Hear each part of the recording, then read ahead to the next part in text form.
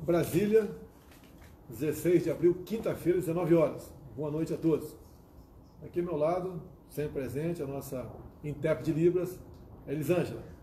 À minha direita, uma pessoa já conhecida, pessoa de sucesso, mas talvez não familiarizado com muitos de vocês. Nosso oncologista, Dr. Nelson Teich, nosso futuro da saúde. E o assunto aqui não será demorado, nós vamos apresentá-lo, vai falar alguma coisa. Hoje à tarde eu tive uma conversa de quase meia hora com o médico Dr. Mandetta, onde conversamos bastante sobre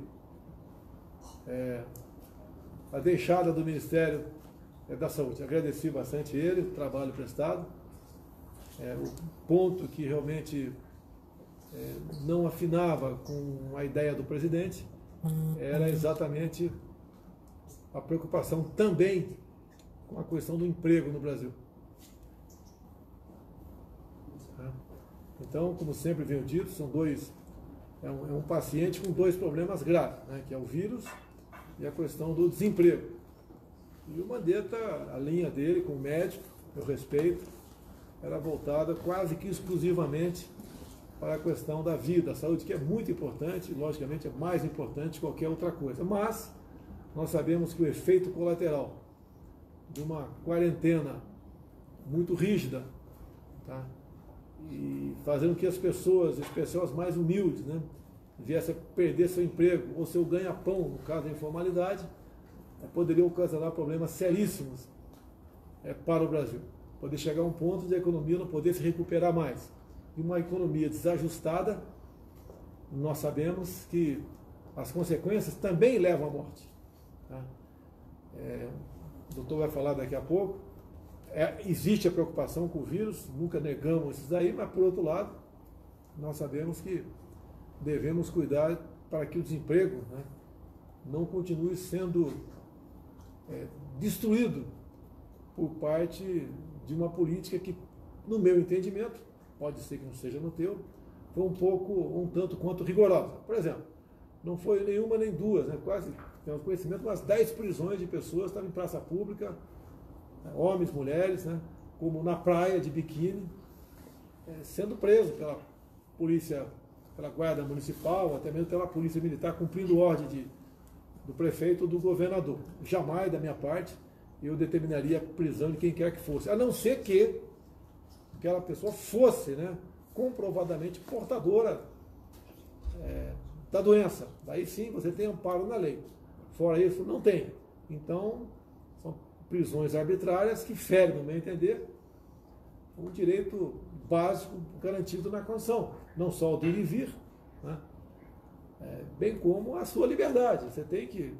A pessoa só pode perder a liberdade por uma transgressão, né, por um crime cometido em flagrante delito, coisa que não era dessas pessoas, até porque não se tinha comprovação que eram portadoras do vírus.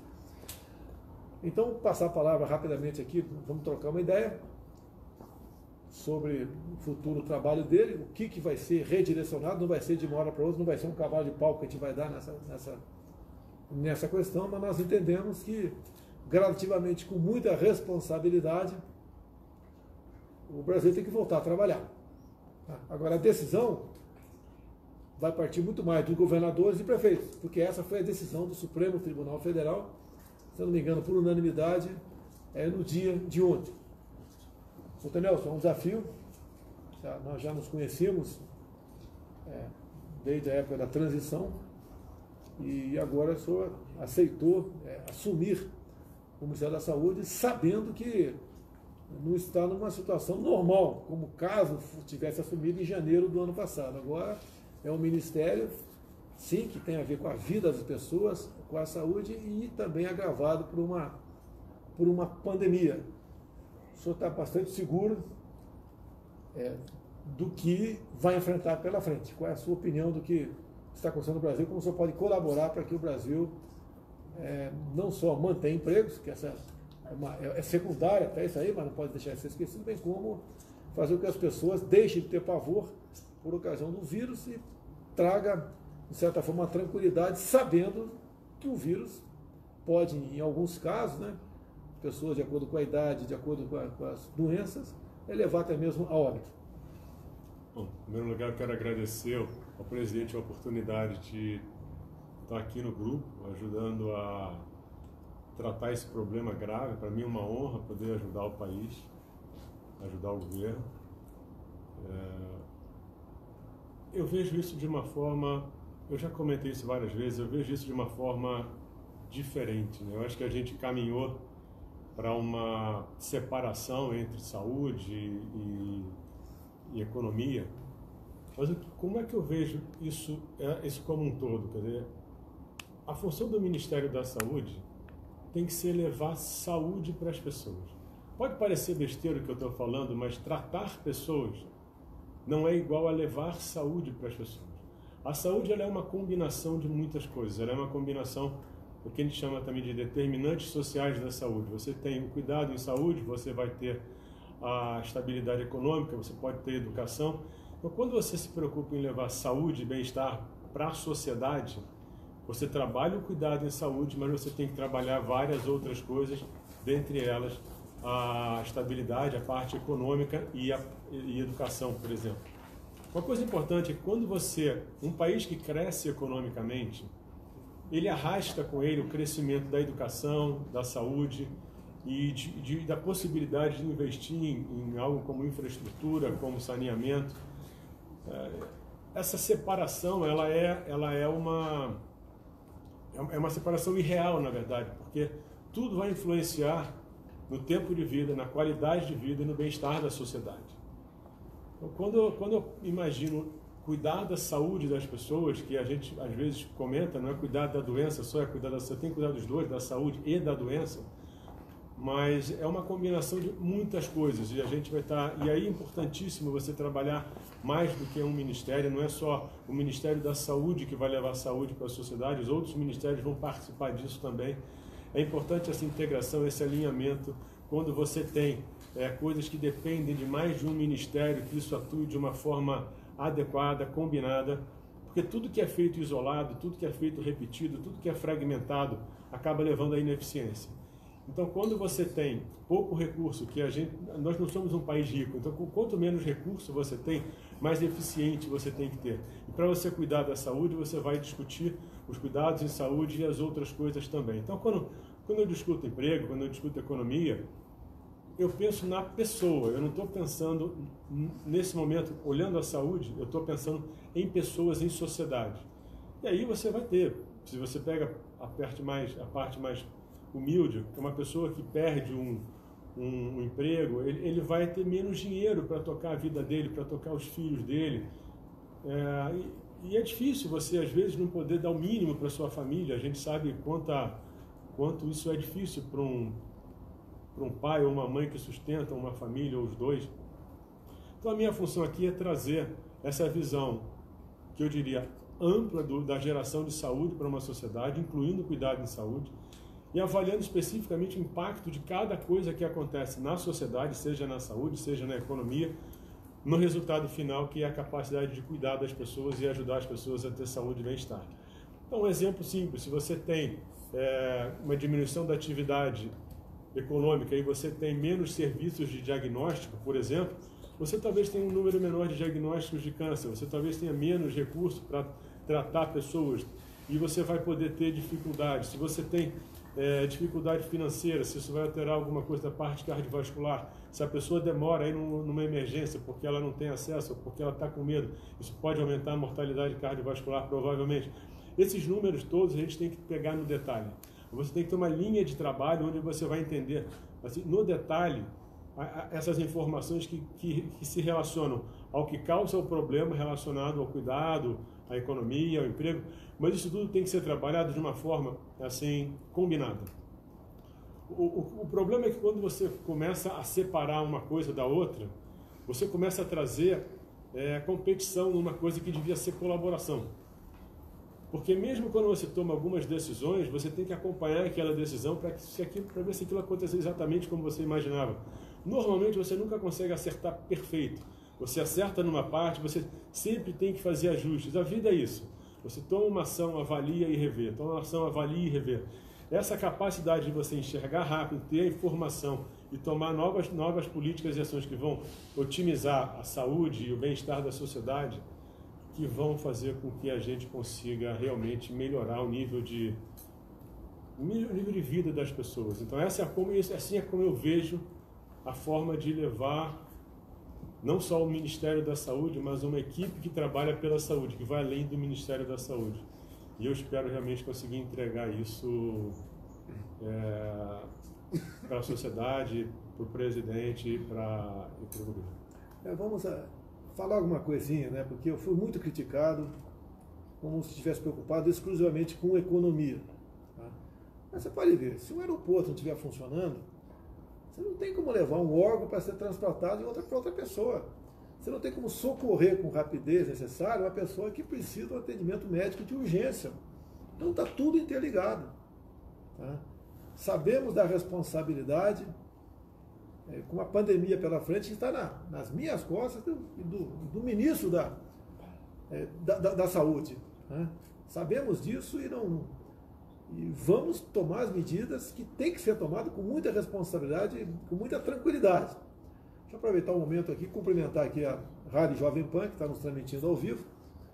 Um abraço aí ao Augusto Nunes, ao Zé Maria, duas pessoas que, um é bem mais velho, né? Augusto Nunes, sempre firme nas suas posições, isso é muito bom, tem opinião própria, excelente, excepcional. E o Zé Maria, que é um pouco mais jovem, aí, que está na mesma linha do Augusto Nunes. Tá? Uma outra coisa, né? Eu lembro aqui, na história militar, doutor, na Guerra do Pacífico, tá? O soldado era ferido e precisava de uma transfusão, e não tinha sangue. Até que começaram a aplicar ali água de coco na veia dele. Aí salvou muitas vidas. Essa discussão agora da cloroquina. A cloroquina pode dar certo. Né?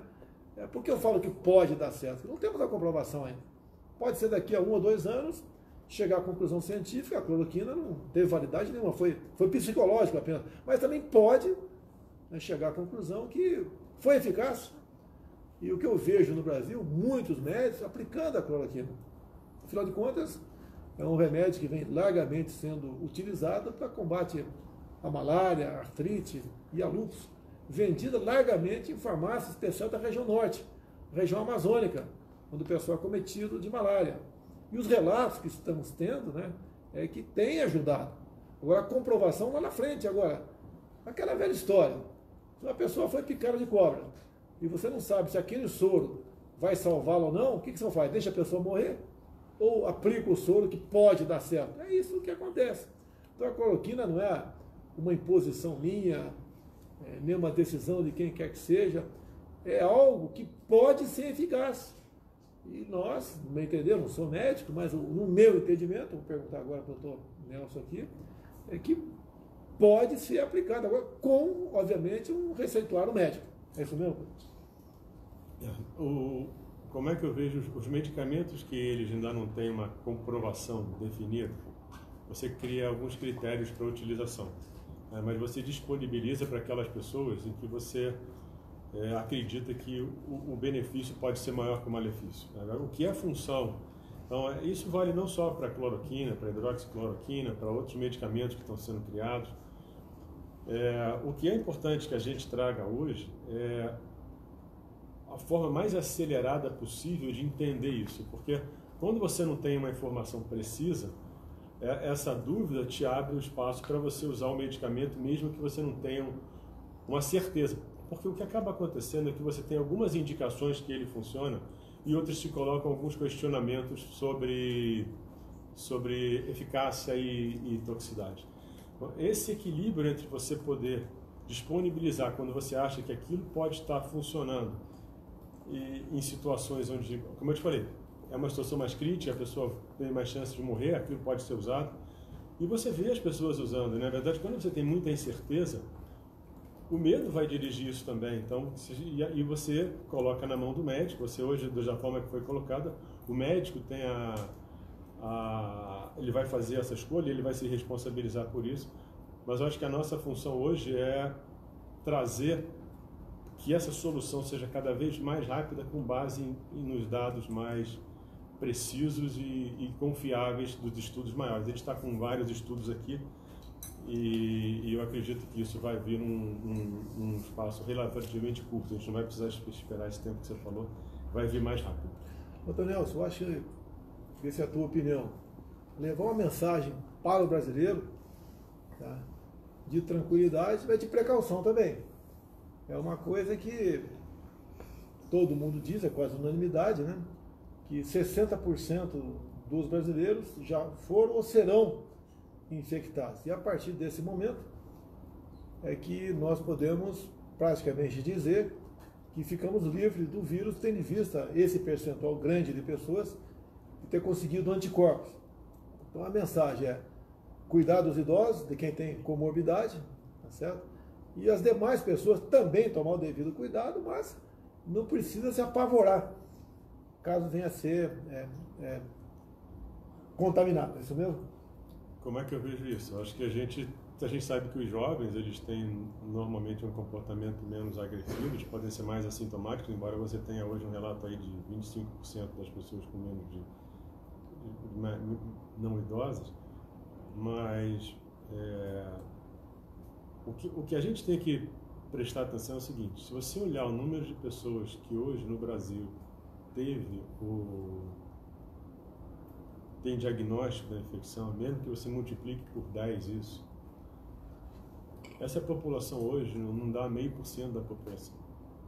Se você achar que isso pode representar de alguma forma algum erro relacionado a ter 50%, 60% de já ter tido contato com o vírus e já estar de alguma forma ou infectado ou imunizado, infelizmente que possa ter falecido, essa distância é muito grande.